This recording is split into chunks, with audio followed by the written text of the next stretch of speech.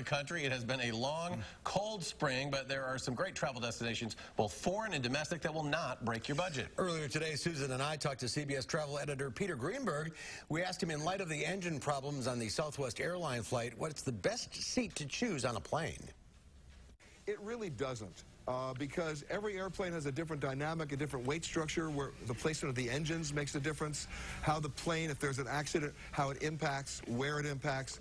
The real key here is not where you're sitting, it's how fast you get off the plane. And where passengers don't get it, and they still don't get it, is this is not the opportunity for you to reach in the overhead compartment and take your carry-on off the plane. This is get off the plane time. You know, there's a reason why you need to evacuate a plane in less than 90 seconds, and it's not because of fire, it's because of toxic smoke.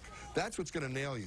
So in the event of an emergency, always count the number of seats either behind you or in front of you to the nearest exit and get off the plane. So the Southwest accident, that was just a freak accident. Well, think about this. I'm going to put this in some perspective.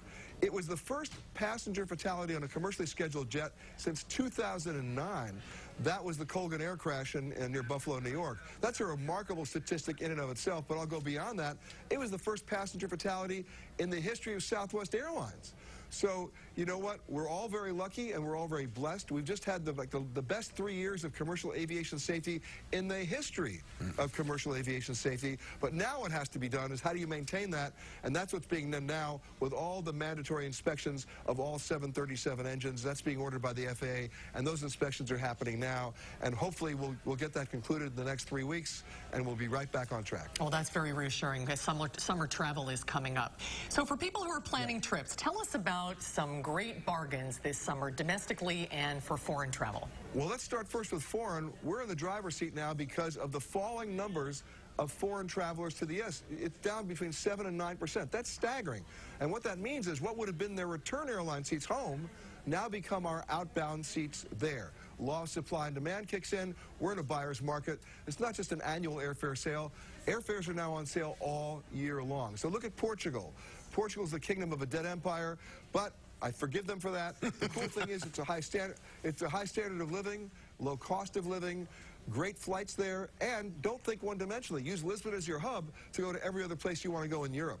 That's one. Number two is a surprise for you, the Faroe Islands. They're located between Iceland and Norway, smallest capital in Europe, and yet they've got a symphony orchestra, great fishing, great hiking, outdoor activities. Here's the best part, the best place to see the Northern Lights. And you get there from Iceland. You can also backtrack there from Denmark, from Copenhagen. Then my other favorite, remember I talk about don't do one-dimensional travel? Malta.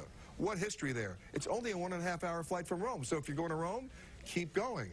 So it's great history there. Everybody hung out there, including Napoleon. But don't just go to Valletta. Go to the island of Gozo, because they got the best olive oil. You'll bring a lot back. And last but not least is my sleeper, and that's Rwanda. You mention Rwanda to most people, they think it's unsafe and dangerous because they're remembering 24 years ago, the worst genocide in our history, where 1.2 million people were murdered in just a 100-day period. I've never seen a transformation like I've seen in Rwanda.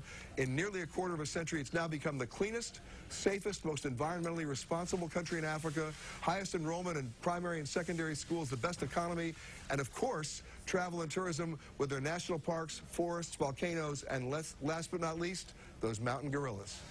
Boy, those are some interesting destinations to be sure. The million-dollar question for people traveling, when do you buy your airline ticket? Well, we talked about this on the air before. It used to be Tuesday night at midnight. Those days are over. Now it's a time window between 25 and 54 days ahead of your flight. Why? The airlines follow computer modeling. So, for example, let's pick an arbitrary date, June 19th. They know how many people flew from Madison to the Bahamas in June 19th of 2016, how many flew June 19th of last year, and they have a projection of how many people might be flying June 19th of this year. Well, 25 to 54 days out, if those models don't hold up, if the passenger loads aren't there, law of supply and demand kicks in, the fares come down. What about some domestic tips? I was just trying to book tickets for this summer to the West Coast, and fares seem very high right now. Is my timing off? Is that what it is? There are two things that are off. Sorry.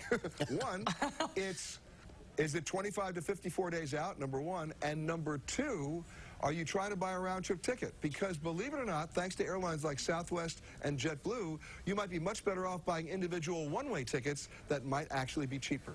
Oh, I never thought of that. That's an interesting idea. And do we expect prices to go up or down through the year? Well, in the summer months, they will go up, but they will never be as high as they've been a couple of years ago because of that drop in foreign visitation to the United States. We're actually in the driver's seat.